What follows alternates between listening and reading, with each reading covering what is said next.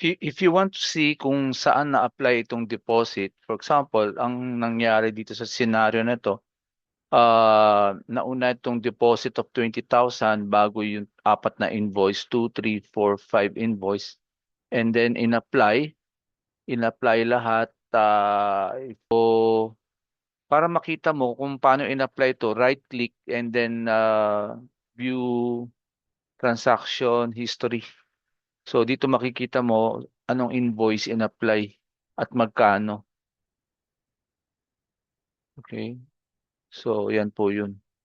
Ganon din naman sa credit memo. So ang credit memo is nagsole ng item tapos in-apply sa one of the invoice. Pagka gusto mo malaman saan siya na-apply, right click, view transaction history, na-apply siya sa invoice 5, 600. So ganun po yun, no? So na-apply dito sa 5, dito na-apply.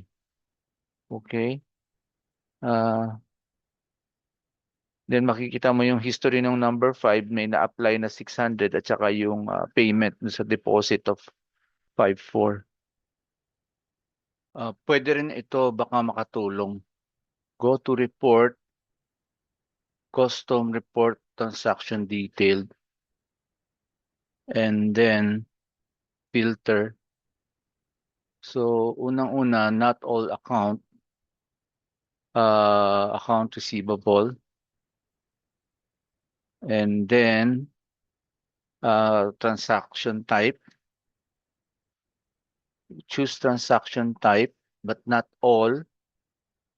Choose multiple transaction type like yung deposit kung saan pumasok yung payment, advance payment, yung invoice na in-applyan, and the credit memo. Maybe itong payment, i-check din natin. Then click OK.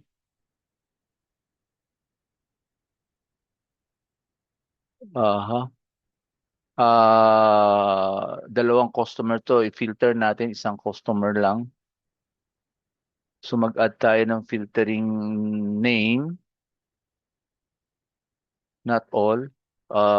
You choose the name of the customer.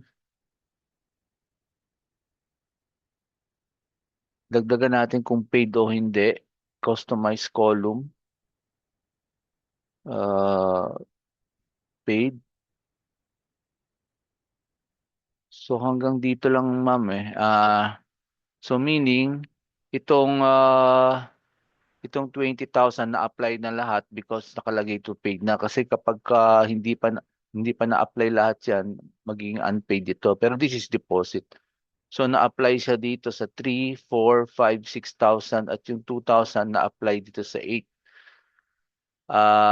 Kaya siya naging 6,000 tapos itong credit memo na-apply din dun sa 8. It doesn't say kung saan na-apply yung credit memo. I think in-apply ko ang credit memo somewhere sa iba. Yun lang po. Thank you very much.